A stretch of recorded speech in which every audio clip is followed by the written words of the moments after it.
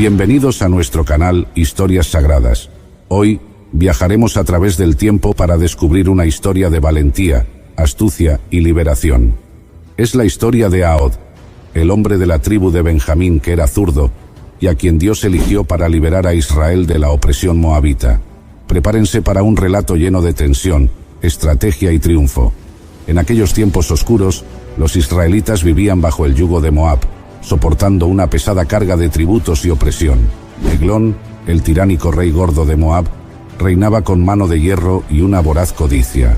Su enorme figura simbolizaba no solo su glotonería, sino también el exceso y la injusticia con que gobernaba. Pero en medio de esta opresión surgió Ahod, un hombre aparentemente común, pero dotado de una habilidad especial y una fe inquebrantable. Ahod, con su mano izquierda, preparó un plan audaz para enfrentar al rey y liberar a su pueblo. Con la astucia de un estratega y el coraje de un guerrero, Ahod trazó un camino hacia la liberación que cambiaría el destino de Israel para siempre.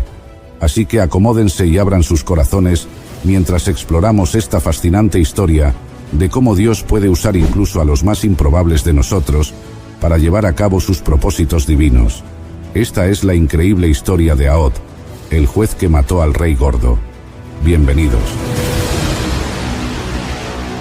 En los días oscuros de Israel, cuando el pueblo se encontraba sumido en la opresión bajo el yugo de Moab, su clamor al Señor se intensificó.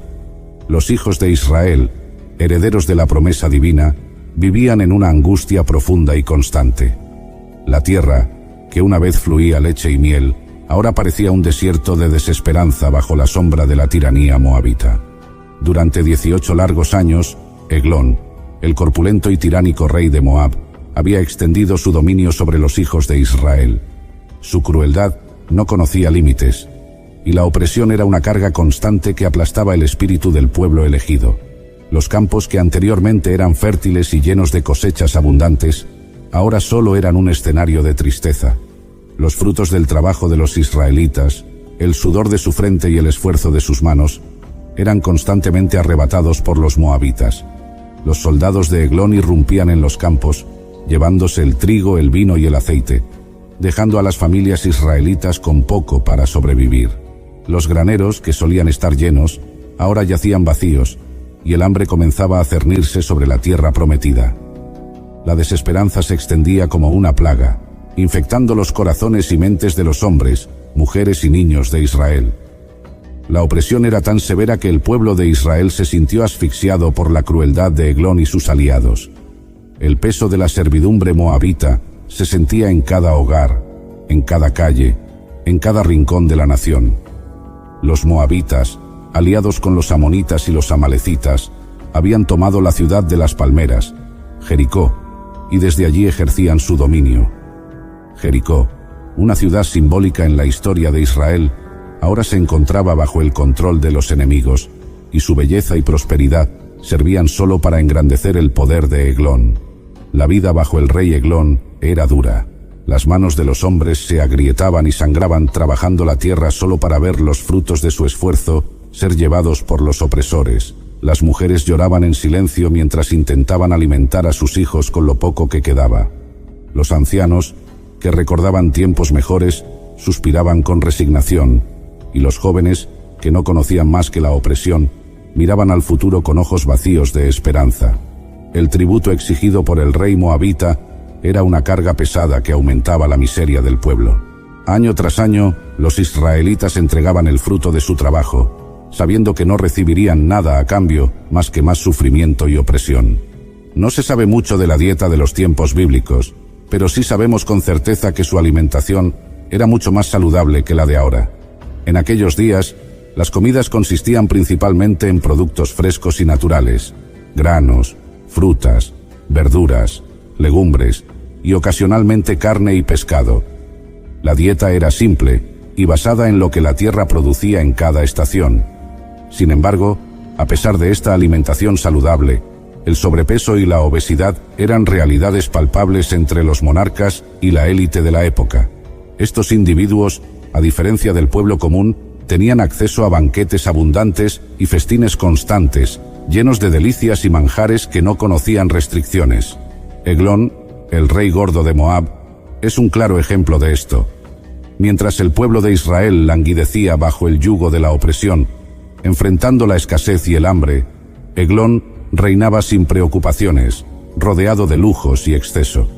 Su palacio era un símbolo de opulencia, donde los banquetes eran una rutina diaria. Grandes cantidades de alimentos eran presentadas ante él: carnes asadas, panes recién horneados, frutas exóticas y vinos finos llenaban su mesa. El rey, con su enorme apetito, se entregaba a estos festines, su figura corpulenta un reflejo de su indulgencia y poder desmedido. El contraste entre la vida de Eglón y la de los israelitas no podía ser más marcado.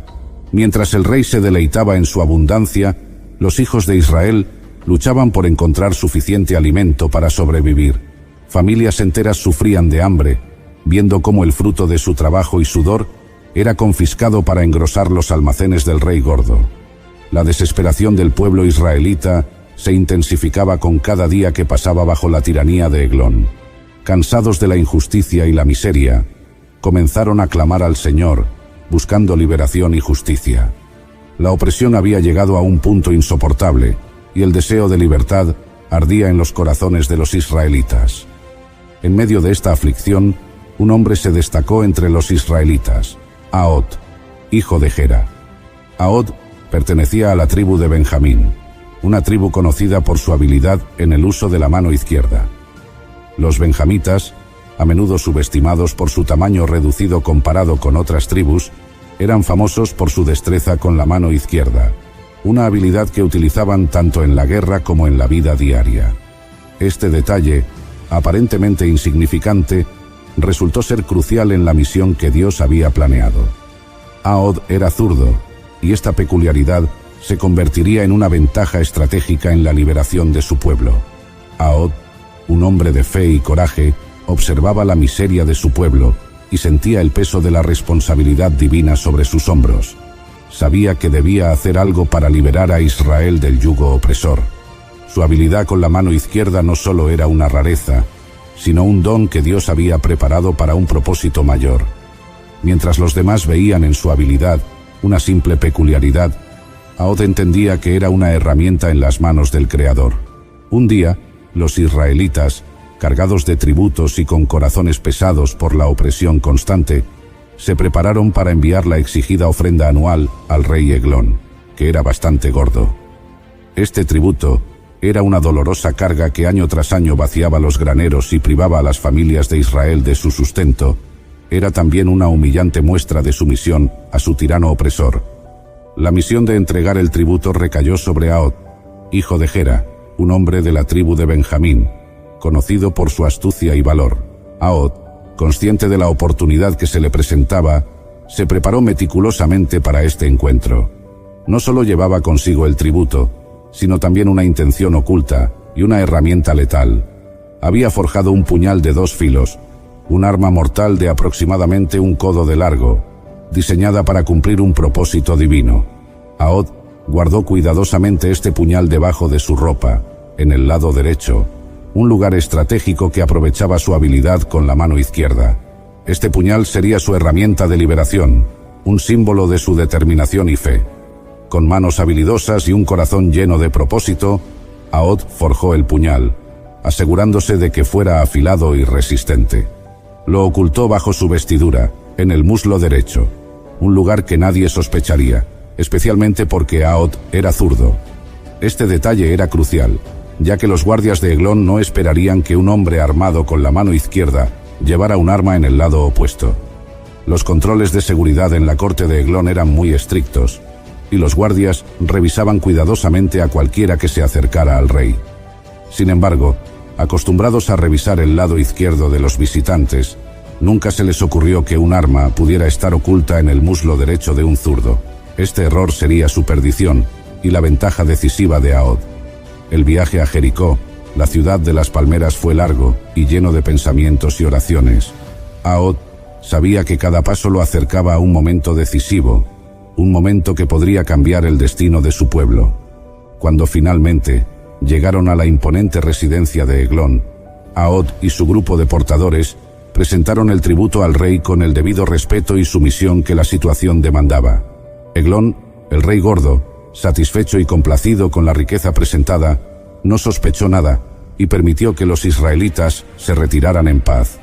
Después de cumplir con la entrega del tributo, Ahod y sus compañeros se alejaron de la opulenta corte de Eglón, aparentando una retirada tranquila y sin incidentes. Sin embargo, una vez fuera de la vista del rey y sus guardias, Ahod tomó una decisión crucial.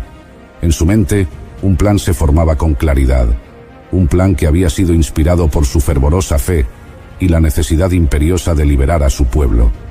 Con determinación, decidió regresar al palacio, esta vez solo, para llevar a cabo la parte más peligrosa y decisiva de su misión.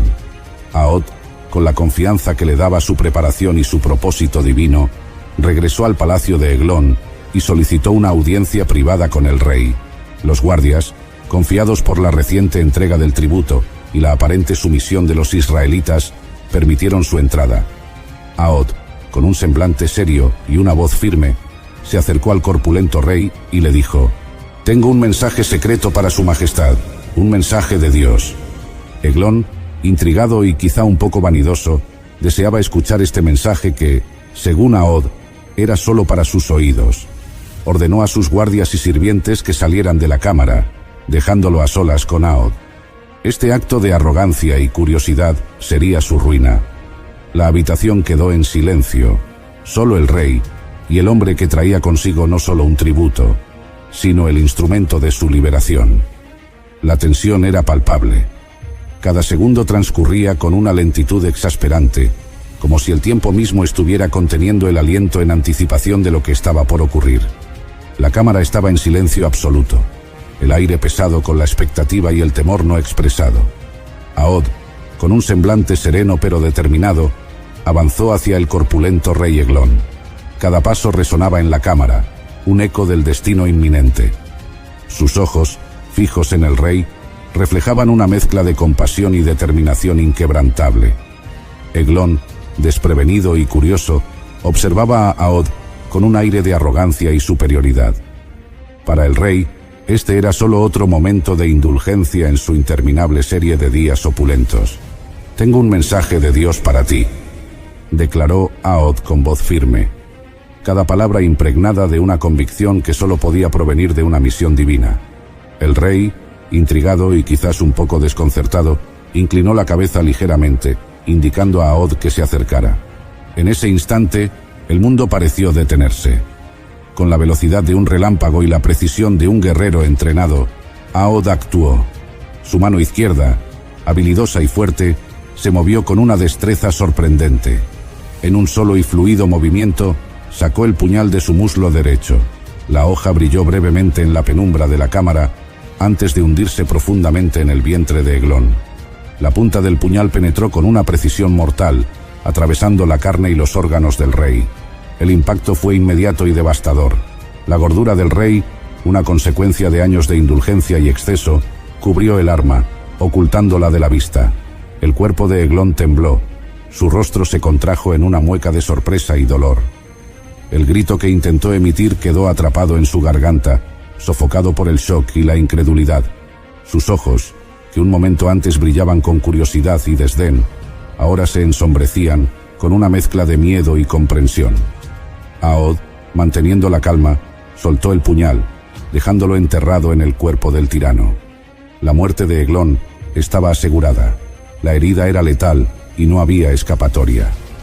La gordura y corpulencia del rey cayeron pesadamente sobre su trono, y sus manos buscaban inútilmente el arma que lo había condenado. En cuestión de segundos, el rey de Moab, que había reinado con puño de hierro sobre Israel, se desplomó, inmóvil y sin vida. Con la misma rapidez y eficiencia, Ahod se retiró de la cámara. Su corazón latía con fuerza, no por el miedo, sino por la adrenalina y la realización de que había cumplido con éxito la misión que Dios le había encomendado. Cerró las puertas de la cámara tras de sí, asegurándose de que nadie entrara inmediatamente. Sabía que el tiempo era esencial y que cada segundo ganado era crucial para su escape y para la siguiente fase de su plan. La salida de Ahod del palacio fue tan silenciosa y rápida como su entrada. Aprovechando el desconcierto y la rutina de los guardias, se deslizó fuera del palacio y se dirigió hacia el camino de los ídolos, una ruta menos vigilada y perfecta para su escape. Cada paso lo alejaba más de la opresión y lo acercaba a la libertad de su pueblo.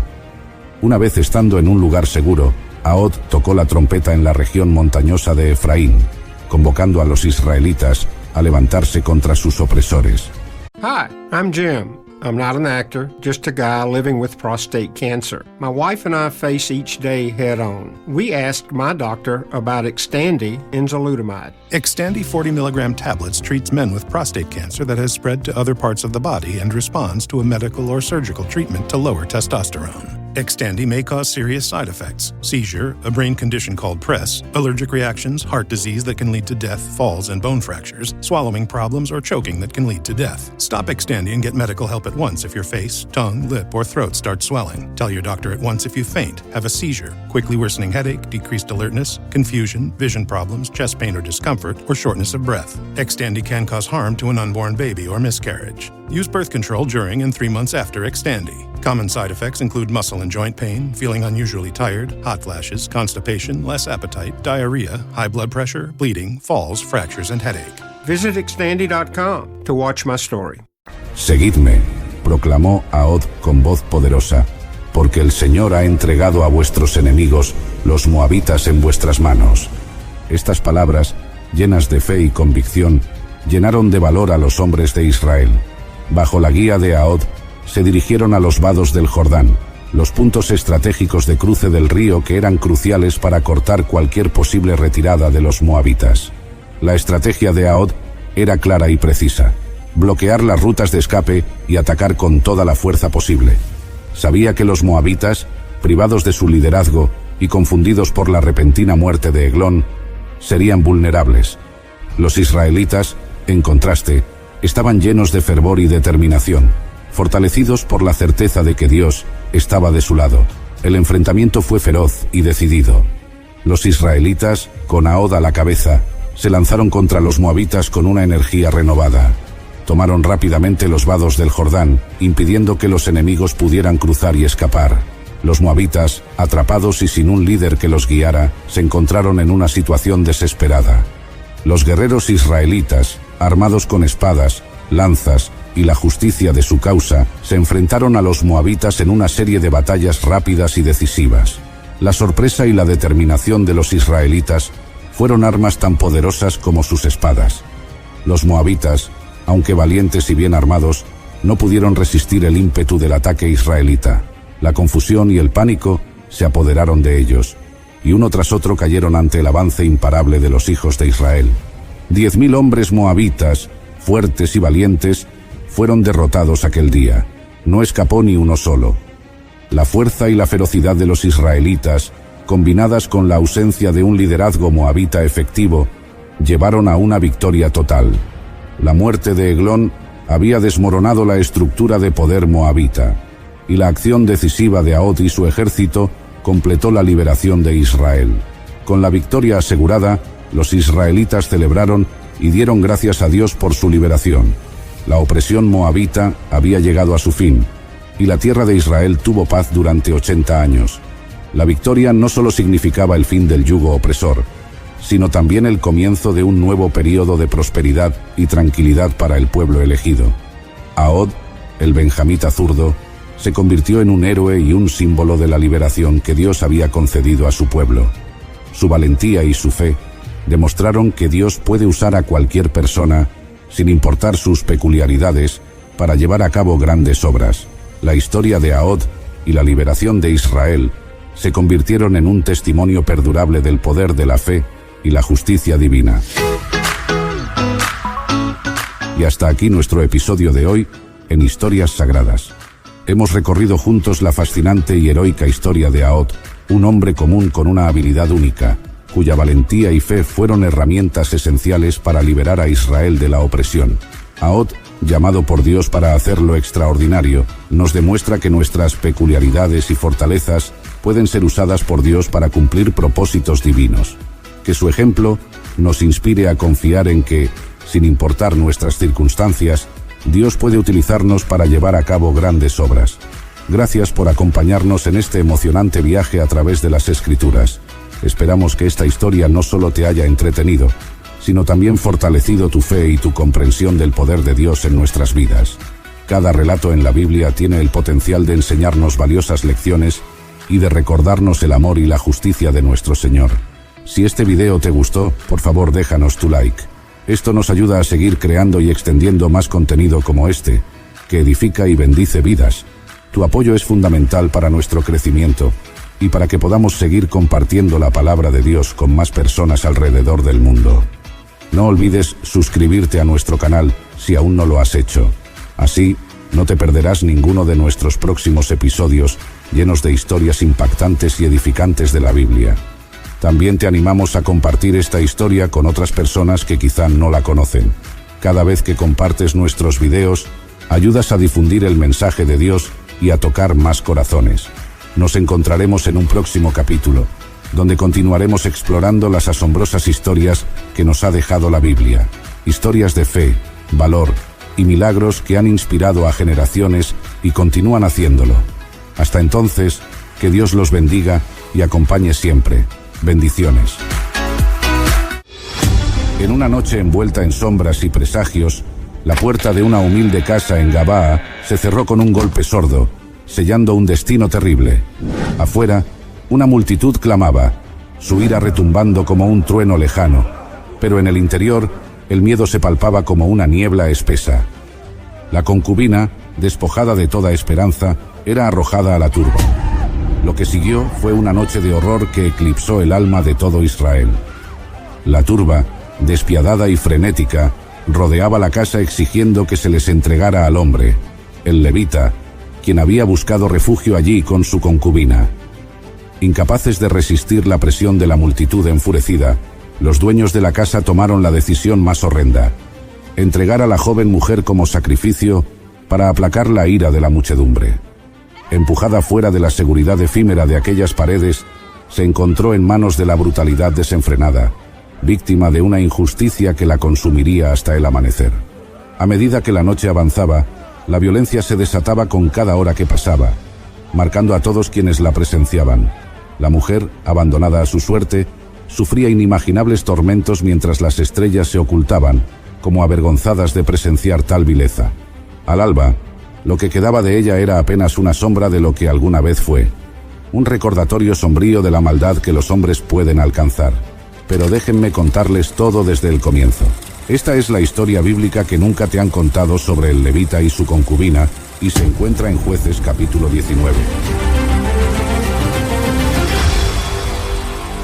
En los tiempos antiguos, cuando Israel no era gobernado por reyes, sino por jueces, un levita que residía en las remotas colinas de Efraín, al norte del país, decidió establecer un vínculo con una mujer de Belén de Judá. Ella no era su esposa en el sentido formal, sino su concubina, una práctica aceptada en aquel tiempo que permitía ciertas relaciones sin los compromisos completos del matrimonio. Esta relación, aunque reconocida, estaba lejos de ser perfecta. Con el tiempo, surgió un conflicto entre ellos, un desgarramiento emocional que culminó en un acto de profunda desolación. La mujer fue infiel a su compañero. En aquellos días, la infidelidad era un asunto de grave deshonra, pero en lugar de buscar una resolución rápida o un castigo, la situación tomó un giro hacia lo trágico y personal. Después de su traición, la mujer abandonó la residencia que compartía con el levita y regresó a la casa de su padre en Belén de Judá, buscando refugio en lo familiar y dejando atrás la complicada relación. Allí, en la casa de su padre, encontró un santuario temporal. Mientras tanto, el levita, con su corazón afligido por la confusión de emociones, tal vez ira, dolor o incluso amor no resuelto, decidió después de algún tiempo intentar una reconciliación. Este paso no solo sugiere que aún había lazos emocionales entre ellos, sino que también subraya las complejidades de las relaciones humanas, incluso en un contexto tan antiguo y diferente al moderno. Este intento de reconciliación era un preludio a los eventos trágicos y desgarradores que seguirían, marcando un curso irreversible tanto para la concubina como para el levita. Después de que su concubina lo dejara, el levita, movido por una mezcla de deseos de reconciliación y quizás también de retener la dignidad dentro de su relación, se preparó para viajar a Belén de Judá, al hogar del padre de la mujer. Armado con un corazón dispuesto a perdonar y quizás reconstruir lo perdido, llevó consigo a su siervo y 2 asnos, uno para montar y otro para llevar sus provisiones, señal de un viaje de consideración y seriedad. Al llegar a Belén, el levita fue recibido con más que simple cortesía. El padre de la concubina, al verlo, lo acogió con una hospitalidad desbordante. Este acto puede interpretarse como una combinación de respeto hacia el levita y una posible aprobación de su intento de reconciliación.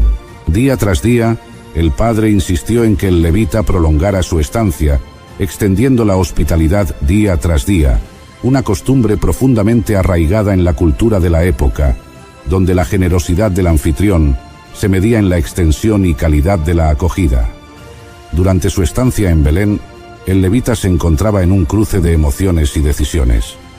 Cada día que pasaba en la casa del padre de su concubina no solo era un testimonio de la generosa hospitalidad de su anfitrión, sino también un tiempo de reflexión y posiblemente de renovación emocional.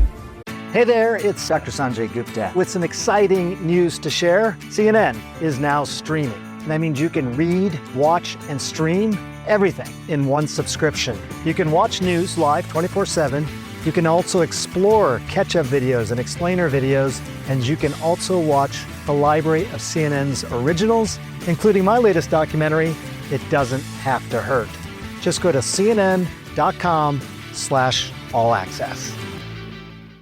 Las mañanas comenzaban con el amable bullicio de la preparación de comidas, mientras los aromas de pan fresco y guisos llenaban la casa, creando un ambiente cálido y acogedor. El padre de la concubina, en un gesto de aceptación y perdón, no dejaba piedra sin mover para asegurarse de que su huésped se sintiera valorado y respetado. Las tardes eran ocasiones para conversaciones profundas, posiblemente paseando por los campos cercanos o sentados bajo la sombra de los olivos, donde el levita y el padre de la concubina discutían sobre lo que había ido mal y cómo podrían asegurar un futuro mejor para la joven pareja. Estas discusiones, aunque a veces tensas, eran necesarias para el proceso de curación y entendimiento mutuo. El padre, actuando como mediador y consejero, trataba de infundir sabiduría y guía, subrayando la importancia de la lealtad y el compromiso mutuo. Mientras tanto, la concubina observaba desde una distancia prudente, su presencia discreta pero cargada de expectativa y ansiedad por el resultado de estas largas deliberaciones. Su retorno al hogar de su padre había sido un paso desesperado por buscar refugio ante el dolor y la confusión, pero ahora se enfrentaba a la posibilidad de un nuevo comienzo con el hombre que había elegido dejar atrás. El quinto día, el ambiente en la casa se tornó más ligero y festivo. El padre organizó un banquete más elaborado, una señal de celebración, quizás anticipando un resultado positivo de las negociaciones. La comida fue abundante, y el vino, símbolo de alegría y festividad, fluyó generosamente. Risas y música llenaban el aire, mientras vecinos y amigos se unían, conscientes o no de su papel en el fortalecimiento del tejido comunitario y familiar tras el conflicto. A lo largo de estos días, el levita también tuvo tiempo para reflexionar sobre su propia parte en los problemas pasados. La soledad de sus primeras noches en Belén le había dado espacio para considerar la profundidad de sus sentimientos hacia su concubina y el dolor que su separación había causado. Esta introspección fue crucial, pues reconoció que cualquier intento de reconciliación requeriría no solo perdón, sino también un compromiso renovado y genuino de mejorar como pareja. Finalmente, el quinto día llegó a su fin, y aunque el padre de la concubina una vez más trató de persuadir al levita para que extendiera su estancia, este sintió que era momento de partir. El levita, su sirviente y la concubina, ahora con un frágil pero esperanzador entendimiento renovado, prepararon sus cosas para volver a Efraín, llevando consigo los recuerdos de días de reflexión y la esperanza de un futuro más estable y armonioso. Al amanecer del sexto día, el levita, su concubina y el sirviente hicieron los preparativos finales para su viaje de regreso a las colinas de Efraín. A pesar de la insistencia del padre de la concubina para que se quedaran un día más, el levita decidió que era hora de partir. Con los asnos ya cargados y las despedidas hechas, el pequeño grupo salió de Belén, llevando consigo las bendiciones y los buenos deseos del padre, que les exhortaba desde la puerta de su casa. La jornada comenzó bajo un cielo claro, prometedor de un buen viaje. Atravesaron caminos polvorientos bordeados de campos y viñedos, con el sol ascendiendo lentamente en el cielo. Mientras avanzaban, el levita y su concubina intercambiaban palabras suaves, quizás los primeros brotes de una relación restaurada, marcados por la cautela pero teñidos de esperanza. Sin embargo, a medida que el día avanzaba, la tardía salida de Belén significó que pronto se encontrarían con el dilema de encontrar un lugar seguro donde pasar la noche. Al acercarse a Jerusalén, entonces conocida como Jebús y habitada por los jebuseos, el levita decidió no detenerse allí. Su decisión estaba basada en la preferencia de no buscar refugio entre aquellos que no eran de Israel, una elección que reflejaba las tensiones y desconfianzas entre diferentes grupos étnicos de la región. Continuaron su viaje hasta que, con el crepúsculo aproximándose, llegaron a la ciudad benjamita de Gabaa. Al entrar en la ciudad, dirigieron sus pasos hacia la plaza pública, esperando encontrar a alguien que les ofreciera hospitalidad para la noche. El sol se ponía bañando la plaza en tonos de oro y sombra, y la quietud del lugar parecía presagiar la dificultad que tendrían en encontrar un lugar donde descansar. Por un tiempo, nadie se acercó a ellos. Los habitantes de Gabaa, al parecer, mostraban reticencia a acoger a extraños.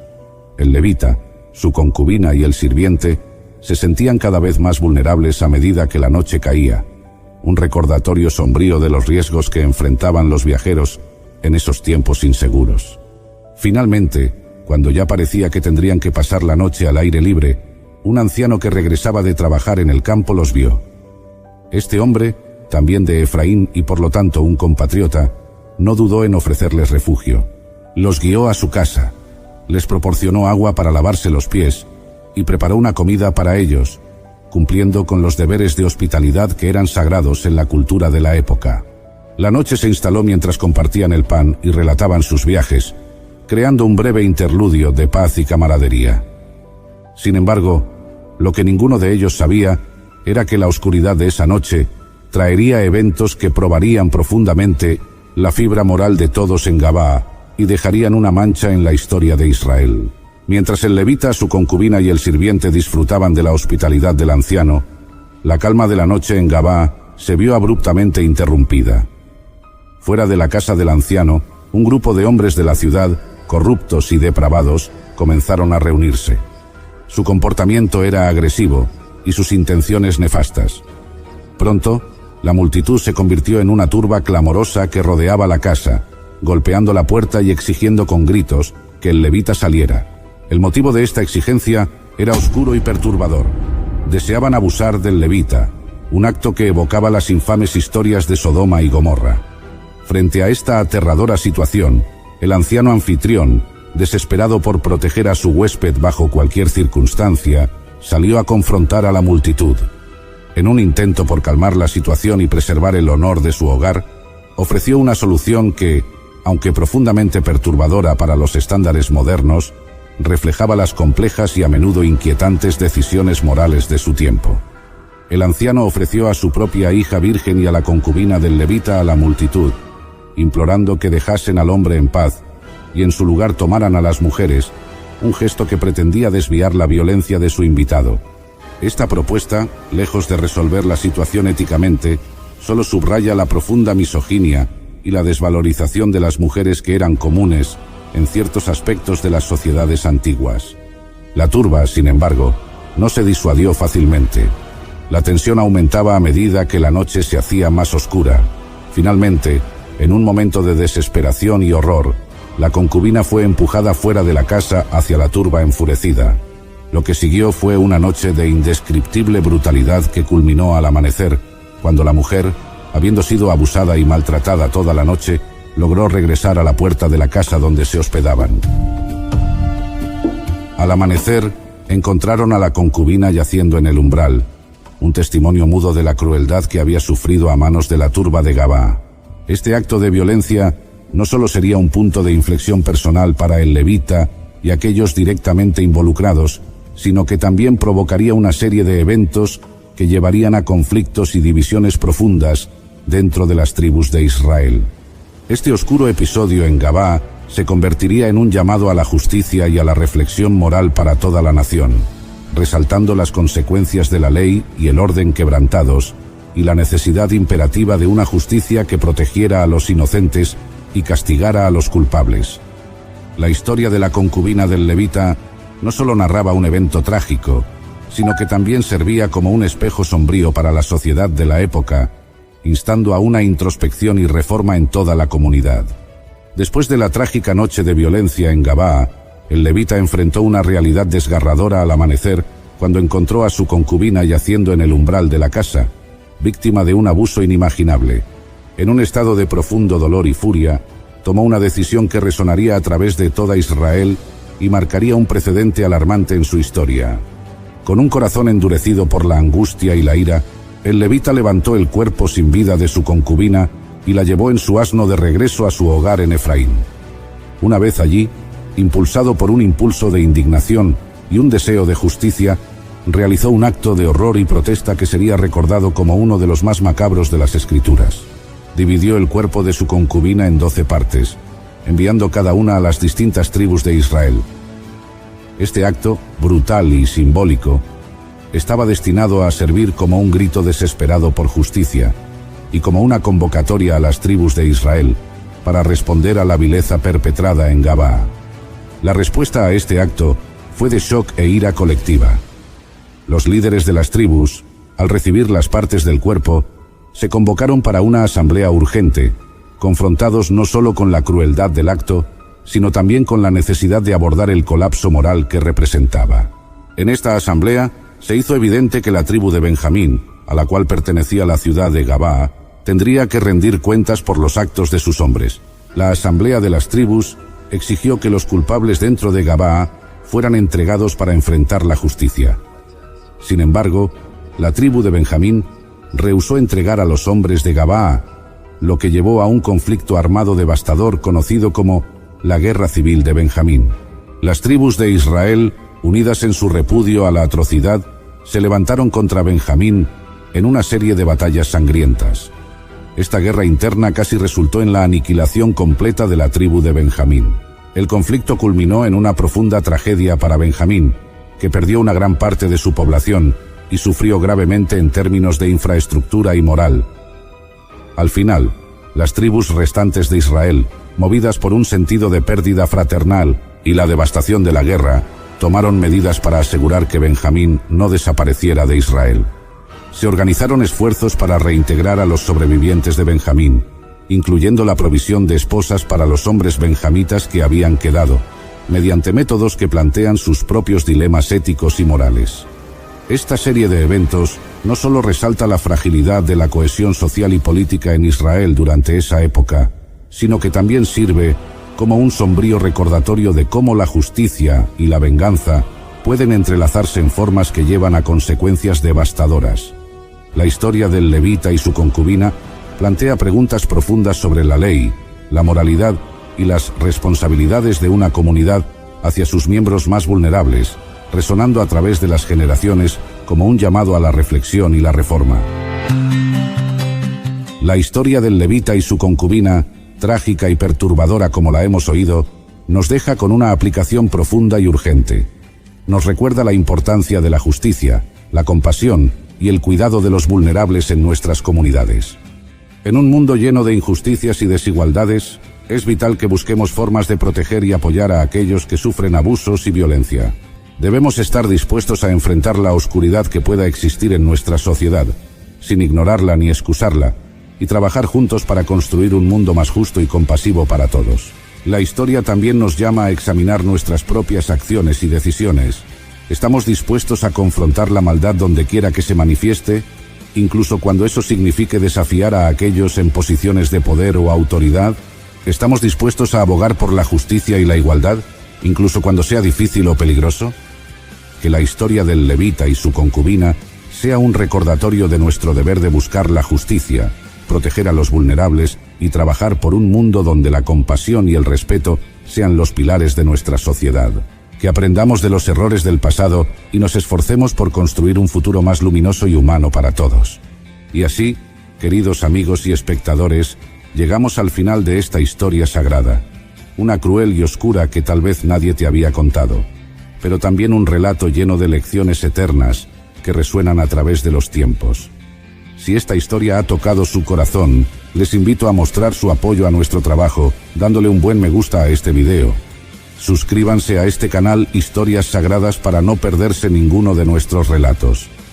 Compartan este video con amigos y familiares, para que juntos podamos reflexionar y crecer en nuestra comprensión y en nuestra fe. Y por supuesto dejen sus comentarios abajo, cuéntenos qué les ha parecido esta historia, qué impresión les dejó y qué reflexiones pudieron aprender hoy. Su interacción nos motiva a seguir creando contenido que los enriquezca, inspire y acerque más a las verdades fundamentales que están en la palabra de Dios. Gracias por estar con nosotros en Historias Sagradas hasta el final. Hasta la próxima. Bendiciones.